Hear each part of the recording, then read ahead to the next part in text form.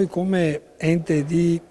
intermedio di rappresentanza delle micro e piccole imprese siamo sicuramente favorevoli al welfare nel suo insieme, siamo parte attiva in tutte quelle realtà in cui c'è la bilateralità in azione tra parti sindacali e parti datoriali.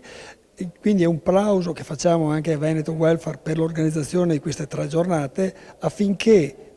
quanto viene fatto a livello di welfare sia reso poi noto, sia conosciuto da tutte le parti, perché spesso questo non succede, quindi l'obiettivo è quello di far sì che ci sia un'utilizzazione maggiore della previdenza complementare, della sanità integrativa, dei benefit che possono arrivare dall'EBAV ad esempio, restando all'interno del nostro mondo delle micro e piccole imprese.